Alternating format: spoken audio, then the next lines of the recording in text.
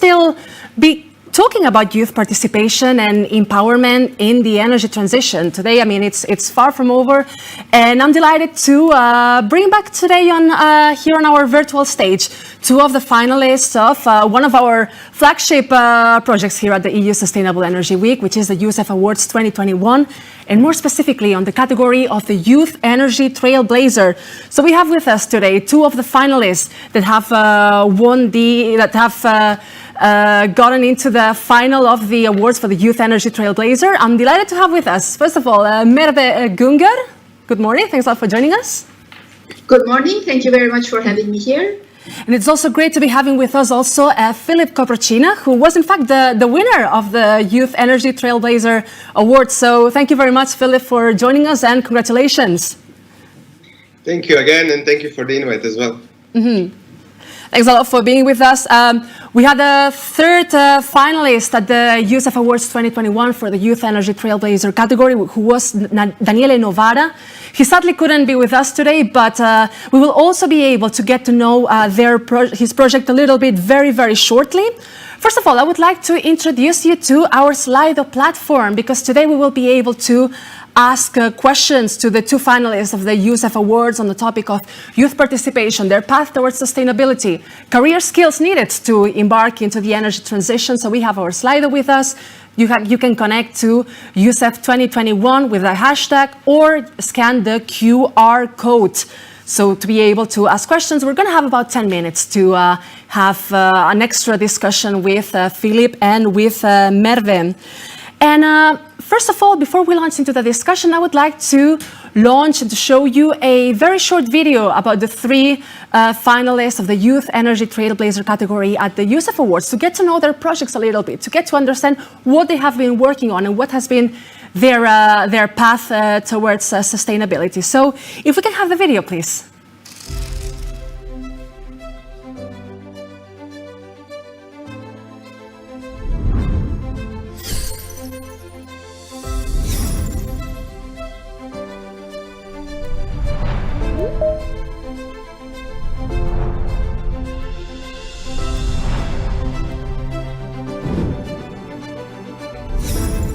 It's extra important to make more informed choices regarding our energy purchases and energy choice. The eco-label basically wants to encourage consumers to take action. So we guide consumers towards choosing renewable energy, and also renewable energy that is produced sustainably and also brings additional benefits. Merve is just so dedicated and energetic in this field. She really advocates strongly for buying renewable energy, and she helps people know how to do it and how to do it effectively to support the energy transition.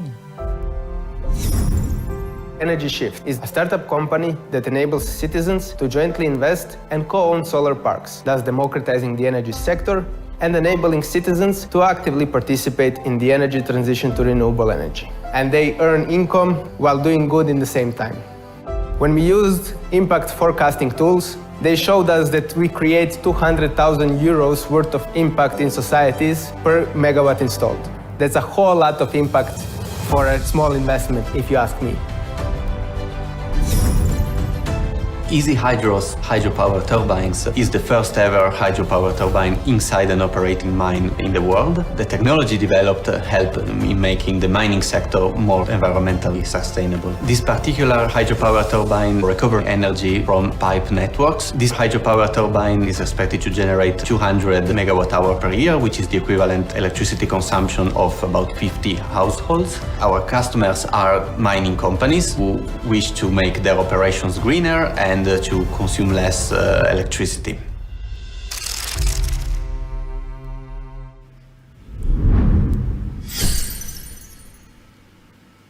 All right, so we just got to know a little bit who are the three winners and three finalists and what were their projects about. So now let's kick off with the discussion. I'm delighted to start by asking perhaps a few questions about yourselves and your path into sustainability. So if you could quickly introduce yourself. Shall we start perhaps with you, Merve? Yes, sure. Thanks, Anna. I'm Merve Güngör, and unlike Filip, I don't have a technical background, but I have been mainly focusing on communication-related activities. And what really excites me is that bringing different stakeholders together, because when we talk about dialogue, we're talking about several parties, but like also many of the hackathon projects raised, there is not that much information. And the dialogue doesn't always flow that easily because a lot of the concepts are very difficult for normal people like all of us to understand or communicate about. So I see communications as a very important point, and that has been, that's what I have been focusing on, basically. Thank you very much. How about yourself, Filip? Well, I was always interested in renewable energy and environments since I can remember. I remember vividly just reading, learning about renewable energy from a young age and wanting to put even solar panels on the roof of my house. But at that point, they were really not unaffordable. It was pretty complicated with the procedures and regulations on putting your solar panels on the roof of your house. Things have changed in the last few years, but I wanted to do it 8 to 10 years ago. So it was a pretty complicated procedure, and I'm glad that we are moving forward as a society in a way. Mm-hmm. And looking also at the pitches and the event, I just remember all of the pitches that I had and the 3 and 4 minutes deadlines where I didn't have the chance to actually show the whole concept of energy shift and my solution, but hopefully I was able to also win this prize, and the other participants also had the chance to actually show what they are working on. Mm-hmm. Tell us a little bit more about what led you to embark into these initiatives. Did you perhaps have, I don't know, kind of an aha moment that led you to create these projects and get into these initiatives? I don't know, maybe Filip, you'd like to go first? Sure. So, as I mentioned, I also wanted to put solar panels on the roof of my parents' house, but I also participated in many events, conferences, and I read a lot about renewable energy. And then I came basically to the conclusion that there should be more funding for it. For example, UN says that we need $1 trillion of investment each year to actually meet the targets that we set. But we are really lacking to meet the goal, because we are at 30 to 40% of the investments needed to actually reach our goals. So there's much more funding needed for this. And I also wanted it to be more easy to enable citizens to easily invest in renewable energy, as I had problems putting even solar panels on the roof of my house. Thank you, Filip. And how about you, Merve? What led you to embark into this journey in the energy transition and take an active role in it? Well, honestly speaking, I don't think you need a huge aha moment or a big radical shift to do something about energy transition or think about renewable energy, because renewable energy is becoming the new norm. Yes, it is going a bit slower than what we expect, but we are still getting there, I believe. And what basically made me join more directed communication activities, let's say promoting the use of renewable energy, was my participation in European Solidarity Corps program. It's an EU program, and it used to be called European Voluntary Service when I joined that. And I was actually a volunteer at the same organization. And that made me realize how important it is to basically connect the dots when it comes to renewable energy communication, because it is possible, it is viable, and there are functional systems, technologies available. We just need to make it more known. And I could really see my small contribution in the whole big picture, and that's what really guided me towards doing this as my job, basically. Mm-hmm. Merve, if I could stay with you for a moment, because your project deals, the eco-label deals both in the renewable energy sphere and also energy efficiency, which are two of these pillars that we're looking into here at the Sustainable Energy Week. And I would like to ask you, which challenges have you encountered in bringing citizens and bringing your target audience on board and perhaps communicating your project? Oh, well, there are always challenges, but I would say the secret is not to focus on challenges that much, but to highlight the positive examples. Because if we think about reaching one high ideal, and wait for it, we never get there. So basically every small step contributes to this whole big solution, because if we wait for the right solution to come, it never comes. So actually a lot of initiatives, like either led by youth or already existing in the current market structure, we need to make use of everything to get where we want to get to, because we are in the climate decade right now. We don't have the time to think anymore, because all the studies are done, all the data is there. We don't really need any further convincing, if you ask me. The convincing, compelling reasons are already there. So we just really need to see our role in it and see how we can participate in it. So what we do at the EKOenergy EcoLabel is that we help consumers to have extra, additional positive impact. Renewable energy is already good, but actually you can even do more. You can go the extra mile. And how we define it is environmental sustainability. So EKOenergy has sustainability criteria, and we are a market-based eco-label. So we function in the existing market structure. We don't reinvent the wheel, and we want to make it easy for very small consumers. The eco-label is available for even households, but also the large multinationals, because at the end of the day, they are the ones who are going to make the biggest impact by changing their ways, let's say, by using more renewables and choosing the renewables to be more, which are more environmentally sustainable. Thanks a lot. I would like to ask a similar question to Filip. How hard it is for you to sometimes communicate on renewable energy sources? I mean, we've seen a number of regions where opposition to certain renewables deployment has been growing. Is that a situation that you have encountered yourself? How are you bringing citizens on board with your initiatives? Yes. First of all, there's many misconceptions about sustainable energy, and it also depends from a person to person and how the country is actually implementing this in the education and the curriculum. And there's also like a lot of misconceptions about how solar panels are made, how wind turbines are, what happens in all of the cases, which are the most frequent questions that we get. There's also general public is really not familiar with sustainable energy, because the sustainable energy transitions has not even passed a decade since we started with the sustainable energy, promoting renewable energy as well. So there is still a lot of time and effort that needs to put in educating actually the general public.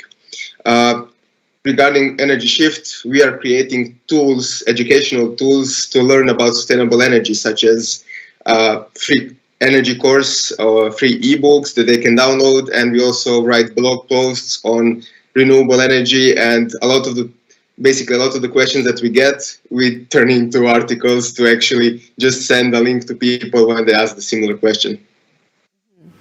If I could maybe follow up with Merve and Filip, what just mentioned, because he introduced a very important topic, that of education. Which role do you see in terms of, like educational institutions on promoting youth participation, and how can we improve, you think, the current system to enable youth empowerment?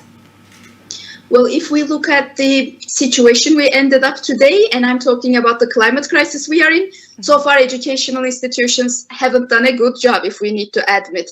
But I am very hopeful. Usually I'm not a very optimistic person, but I'm very hopeful, because even though the educational institutions don't make any changes or any, take any particular step, the young people nowadays, we are very aware. So we don't need really educational institutions to explain any concepts to us. And we have Greta Thunberg, for example. She has, all the numbers when she speaks, and she puts all the compelling reasons on the table, and she says, let's take action.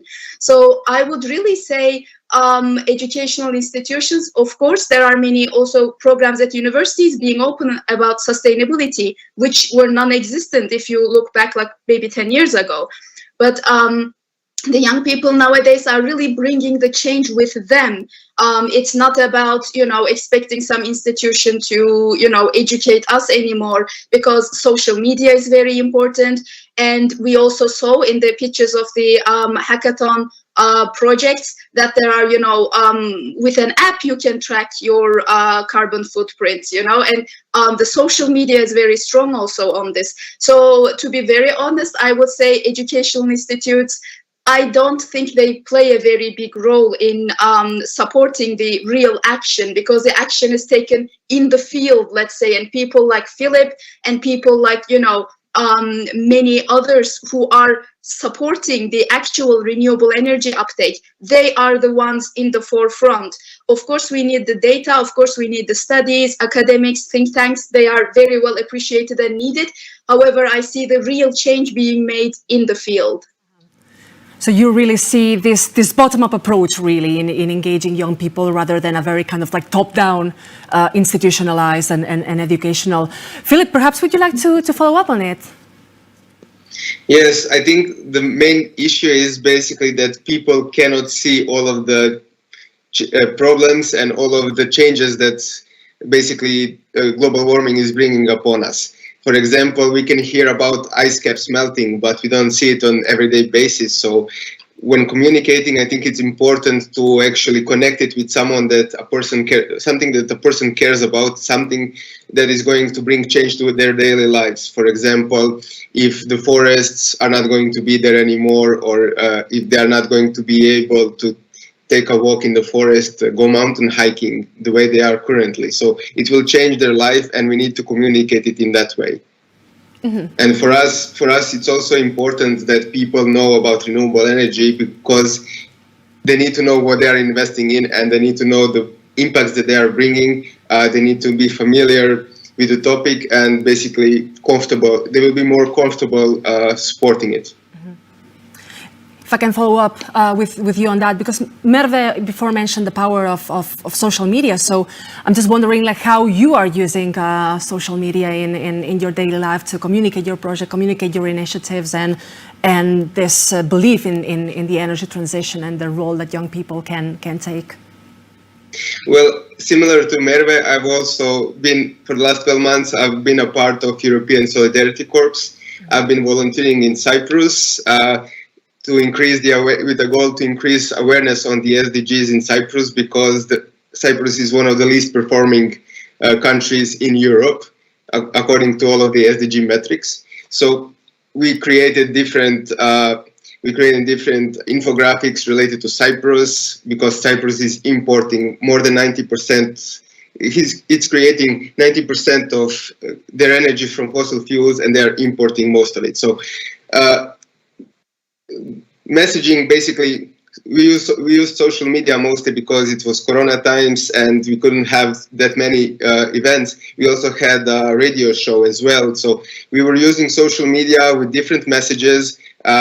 People responded differently, and I guess it's like just based on the people, like older people, they are suspect, like they are engaged on different topics, versus young people that they are engaged more in plastics and recycling, and renewable energy, versus the older people that are more engaged with tree plantings. And when we mention basically the future of their children, then they start to think about it and take more action as well. Mm-hmm.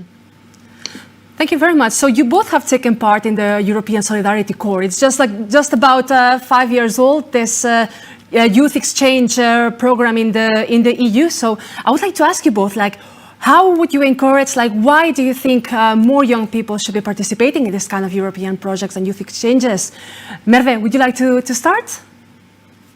Yes, sure. It's indeed a good coincidence that both Filip and I have been European Solidarity Corps volunteers. And one of the projects mentioned in their pitches that we are actually all interconnected. So especially Europe is one single market in terms of electricity. And we are basically able to communicate. Even right now, I'm joining from Helsinki. Filip is joining from Cyprus. You are in Brussels. So this is exactly the connection. I mean, it's the same idea that European Solidarity Corps promotes as well.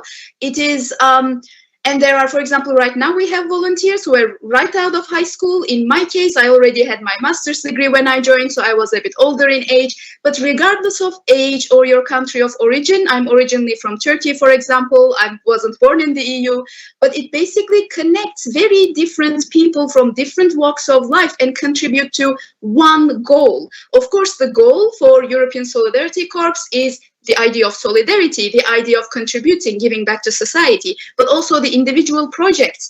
They have their common goals, and when you see yourself working with many others towards the same goal, it's a very good feeling, I would say. So even impact, I think, comes the second, because you don't necessarily do it to get, X amount of impact. Of course, it's wonderful if you get, but it's basically the idea that, hey, wait a minute, I can contribute to something bigger than me happening. And that idea of being a small puzzle piece in a large picture, I would really say that European Solidarity Corps is about that, at least to me. This is really interesting because you get to bring the point of view from your home country, home region, back to another country, and then take back something that you've learned from the country that has hosted you back to your own community. So that's really interesting. Filip, how about yourself? What are this? What would you encourage young people to participate in this kind of like European exchanges? Well, I would like to encourage them to experience volunteering. And when we mention volunteering, you usually think about, okay, I'm doing all of this work for free.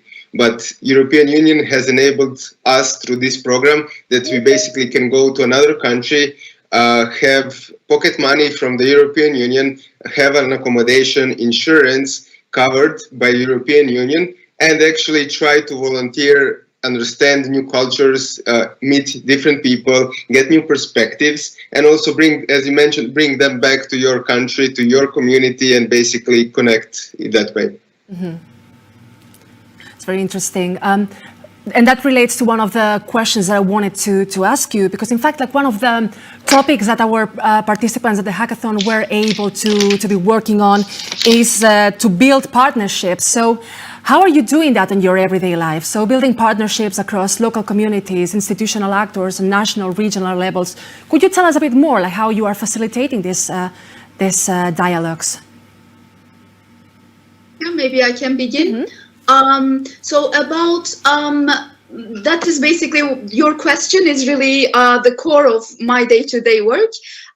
Even though we don't really focus on a local level, we do it at an international level and usually at an EU level, at a regional level. Because when you think about consumers, like I mentioned, when we say consumers, at our homes, we are household consumers. When we turn on the switch, we get electricity, though many of us don't really think where it comes from or what, attributes it has. And also it's the same for a commercial user. You can have a maybe small shop, small workshop, or, you are working for a large company, but you get your energy somewhere, somehow. And, it's interesting that we usually pay attention to the concrete ingredients. Like if you are cooking, you know what ingredients you're using. But since energy is very abstract, that's an ingredient often ignored. We don't often pay attention to it. However, it's a very important ingredient in almost all the products and services we use. So it makes a really, really big impact, actually. And we support consumer information. And we believe this really empowers the consumers. And of course, when you empower the consumers, you also need the parties to provide for their more sophisticated needs. So if you are hungry, you would just go and say, I want food. But if you have more sophisticated tastes, you would ask for a certain type of food with a certain type of sauce. So that is what's happening in the energy market as well, especially commercial consumers. And also, like one of the projects in the hackathon pitches pointed out, young people, middle class, they are also having more specifics in their, consumption patterns. They are asking for more. So it's not that easy to please us millennials anymore. We really have very specific requests in terms of sustainability. So when we empower consumers by offering them a tool, the eco-label, that makes it easy for them to identify environmentally sustainable renewable energy, which also helps them to communicate by using the logo, which is what you see behind me on the flag.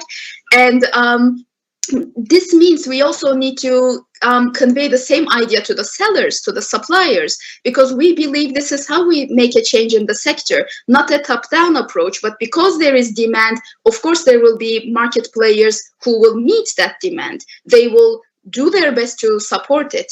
And this means people are having more specific requests regarding their renewable energy use. They want it local, some want solar, some want wind. We don't have a specific point on that. And they want it to be produced sustainably. And they ask, so what's more?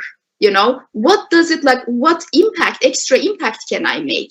And EKOenergy Ecolabel finances new clean energy projects in developing countries. And these projects really help change people's lives, because in off-grid remote villages, people don't have the reliable electricity connection, which we often take for granted. We just turn on the switch and electricity comes. But once you have reliable, clean electricity access, it makes a big impact on your life, from income generating opportunities to better quality education to better healthcare system. So it basically transforms all dimensions of life. And speaking of SDGs, all SDGs are really interconnected. So when you talk about SDG 13, climate action, SDG 7, affordable clean energy access, it links to basically all the other SDGs. So energy is really the abstract component, I would say, in achieving all different SDGs. And by bringing, different parties in the market together, consumers, sellers, sometimes regulators, because not everywhere in the world the local authorities are knowledgeable about these, improving demands from the consumers. In such a dynamic and changing market, it's very important to foster further dialogue. Thanks a lot, Merve. I mean, Filip, how has this process of establishing partnerships also relate to you? How are you doing that? Did you relate to what Merve has also just explained? Yeah, first of all, great analogy with cooking and electricity mix. I also believe that consumers vote with their money, so they can choose to buy sustainably produced products, or they can choose to buy less, sometimes cheaper, sometimes worse for the environment, less sustainably produced products. So at the forefront of any change, there's a consumer. When the consumer starts demanding a more sustainable product, that's when the system starts changing. Making partnerships is about talking to people. All of these big companies are made of people, and people are similar to us. We have similar demands, we have similar goals, and with the current SDGs, for example, I would also agree that they are interconnected. So we just need to connect with people. We have this similar vision, we have the same goal to actually achieve them by 2030 and net zero by 2050. So we need to work on them and collaborate on them, and collaboration is basically how we can achieve them faster. And it's also one of the goals as well. Mm-hmm. Let's talk a little bit about some of the barriers that perhaps make projects struggle to take off. I mean, one of them, and a very important one, is financing. So could I ask you a little bit, how have you been managing that? Is it something that you have struggled to bring also kind of more investors and financial partners on board in this sense? Because we have a few projects that have just been presented, and I think many of them would want to bring their initiatives forward. So how can we help them take off from this point of view? Perhaps, Merve, you'd like to go first? I can. In the beginning stages, of course, you have the birth pains, let's say, because when you have a new idea, most of the investors would like to see certain impact or already, existing impact. And in terms of the EKOenergy Ecolabel, we started as a very small initiative in Finland, very local. And eventually we grew. And at that time, it wasn't necessarily the idea to have an international eco-label. So, and EKOenergy's financing works, actually, this also connects to what Filip has just mentioned, putting money where your mouth is, because a lot of people talk about sustainability and environmental impact. But when you put an idea in front of them, we are a non-profit initiative, so it is, I would say, not a huge undertaking in terms of cost to add the EKOenergy eco-label to your renewable energy purchase. But when you put the idea in front of them, people often hesitate. And especially for larger companies, it can take them quite some time to actually make a decision. And that is indeed something, there is not one, easy, simple solution. But yeah, so for EKOenergy eco-label, the sellers transfer EKOenergy 18 cents, 18 euro cents per megawatt hour of EKOenergy labeled sales. And with the 10 cents from these 18 cents, we finance these new clean energy projects. And the 8 cents come to our secretariat. So it means we need to multitask and do several different, tasks and roles. But this is basically how you grow. So in the beginning, it may not always be that easy, let's say, but after you prove your idea and after you can present some concrete impact, then it gets easier and easier. But yeah, it may not be as fast as many would imagine, I would say. And what do you think, Filip? I think that there is too much regulations at this point because speaking from my experience, we are in the renewable energy industry, in the energy industry, we are in the finance industry, and both of these industries are really, and sectors, they are really regulated. So, for example, receiving money from investors, from ordinary citizens is regulated.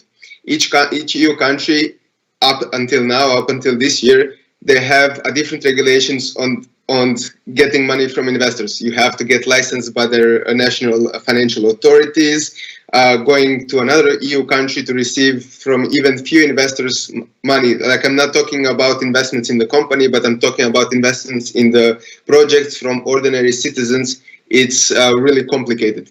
And some of the countries don't even have this law, and you're not even regulated. They don't have it. You cannot even register a company that does this. So we had problems trying to find a country that would actually support what we are trying to do, because in Croatia, it was hard even finding investors in our company because we don't have developed venture capital funds ecosystem. We only have 2 venture funds that came up recently, but we don't have this tax system like the UK, for example, where when you invest in a startup, you can get tax reductions and tax deductions up to 60% of your investment. So you're actually making a risky investment and you have a benefit to do so. In Croatia, it's really burdensome. There are not a lot of investors willing to risk their money, invest in new projects and new startups. And also there's a lot of regulations in this industry, which is also making it burdensome to actually get to the market quickly and make a huge impact.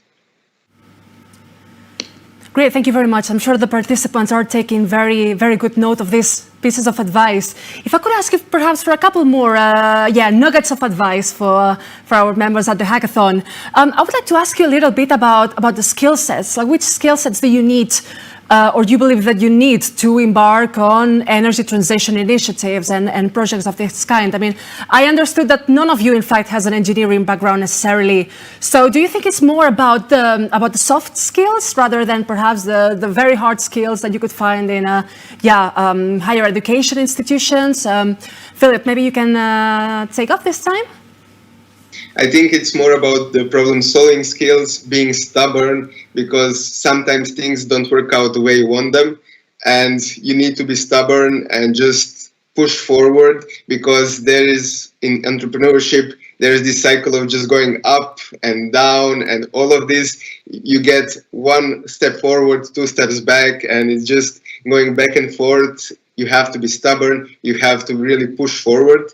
Of course, I have a political science background, so I went on a Erasmus for Young Entrepreneurship in Ukraine. I was working in a solar installation company where I basically learned how you can connect solar panels, how you can calculate the costs, how it all works. So again, European Union also enabled me to learn more, to get more skills, and expertise in the field, and also to be able to run my company in a better way.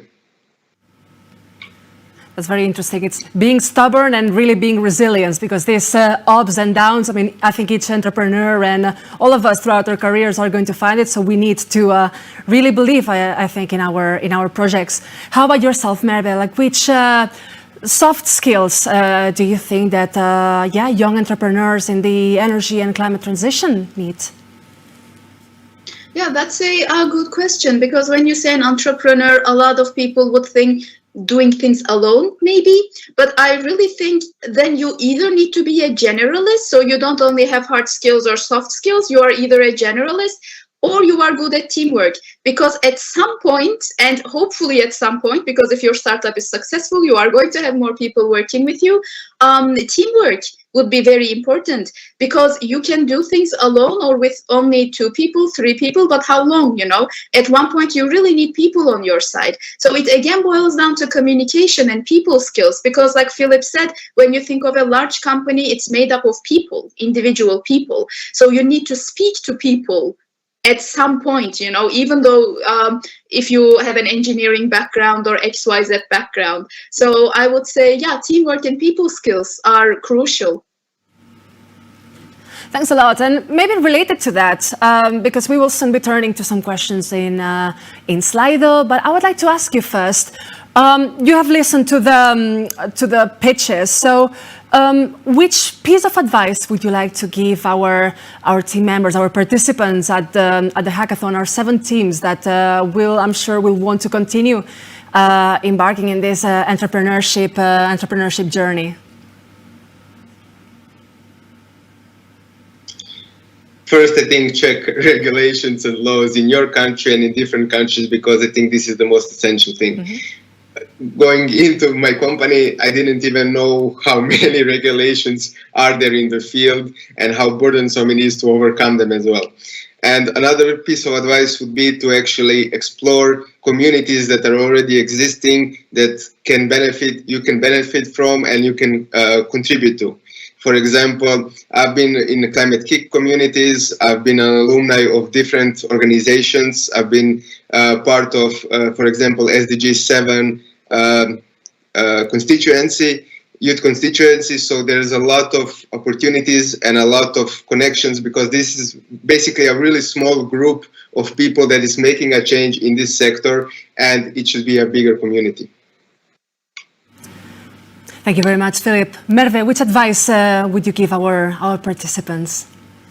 Well, it's difficult for me to give an advice, because I think almost all the pitches were quite good and they had taken, you know, many different dimensions, aspects into account. So please don't take this as an authoritarian advice. But I would say it's maybe when it comes to sustainability tips and suggestions, I think there are just too many of them around.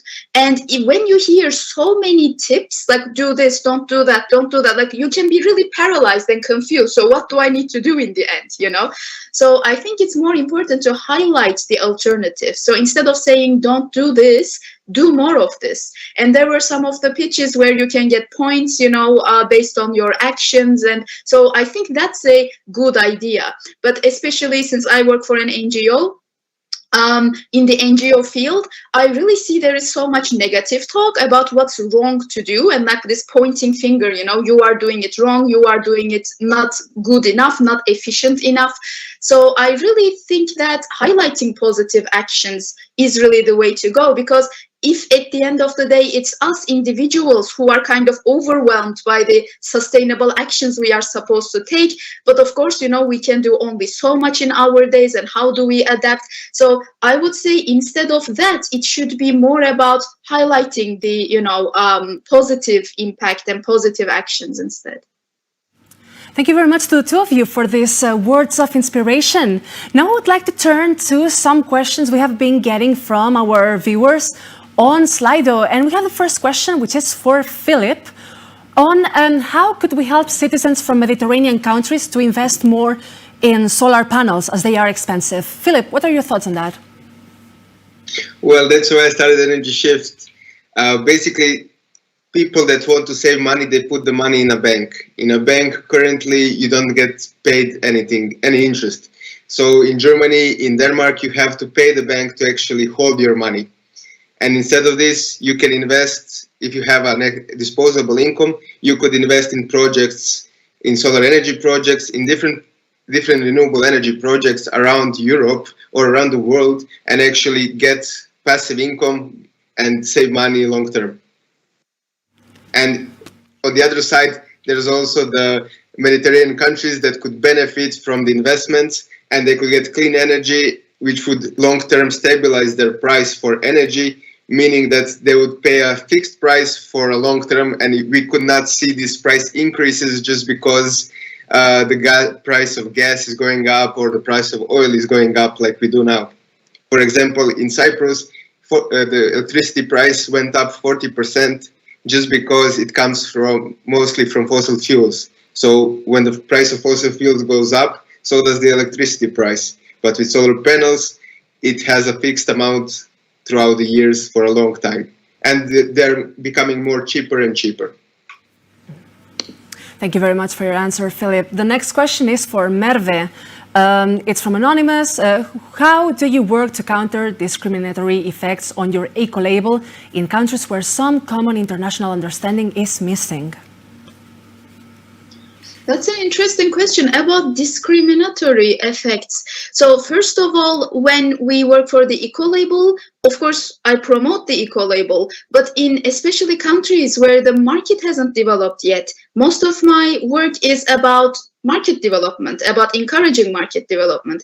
And I remember speaking in countries like China or Turkey, like 5 years ago, when I spoke about this current existing market tools, people were looking at me like as if I have just made them up. But this, is how it works internationally. At least like it existed in the EU for the last decade or something. But even in the EU, the picture is not, all, roses and easy, beautiful. It's not the case either in the EU. Of course, the system is far from ideal, but it's at least functional and growing. So when you introduce a new concept to people, there is always maybe some resistance, I would say. But then again, like I mentioned previously, it boils down to giving concrete examples, concrete impact. And that's why actually we also started the eco-label, because once you are in especially Western world and you have a financial transaction with your electricity supplier and that's it. But we wanted to add this other dimension of contributing to something good happening elsewhere where it is needed much more, because when you don't have reliable electricity connection in the first place, it makes a huge impact and it can basically transform your lives. So it's all about repetition also. Maybe I can give this can also serve as an advice to the hackathon projects. I used to think that if you have a good idea, good project, people will like it or they will understand it, they will make efforts.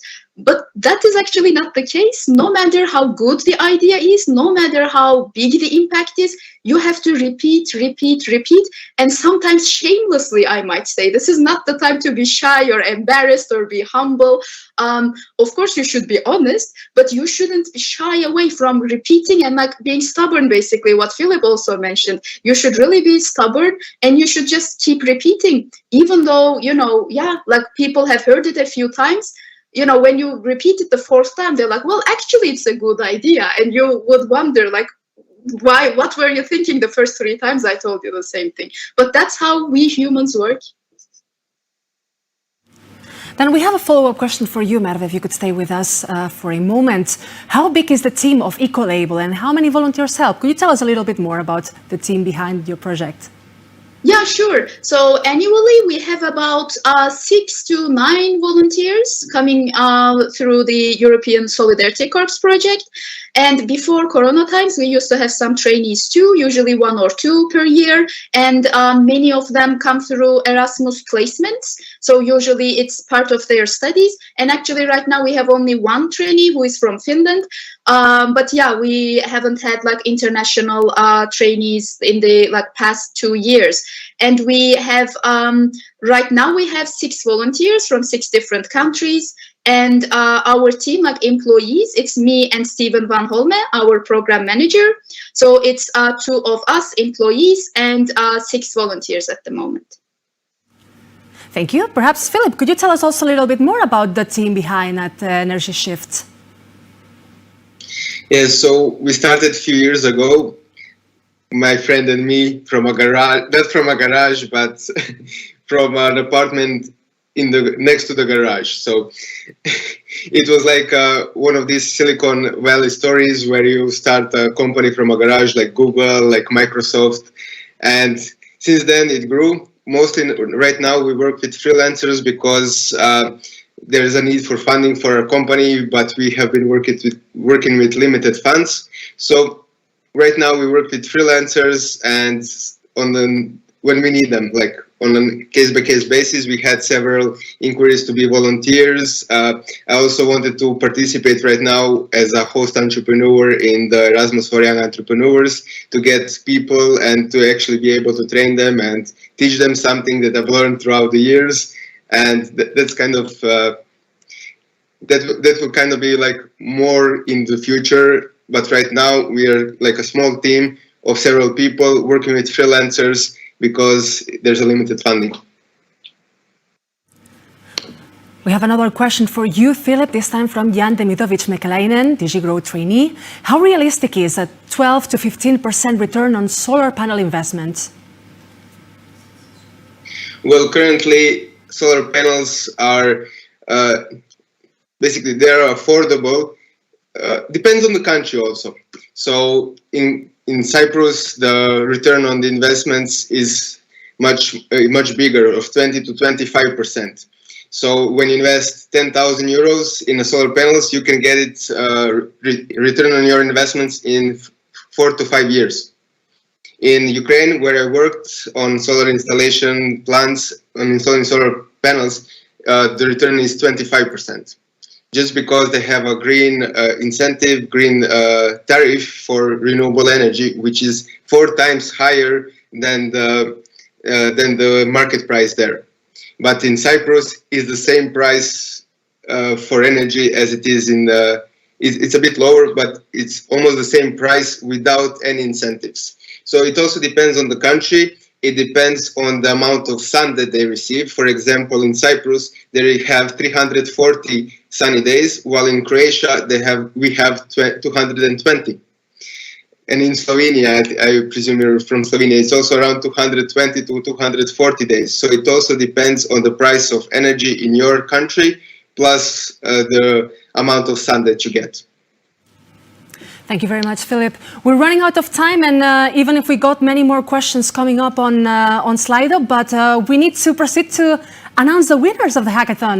So thank you very much. Before leaving, thanks a lot to Merve and Filip for joining us in this European Youth Energy Day. Wish you all the best with your upcoming projects, and yeah, I'm delighted now to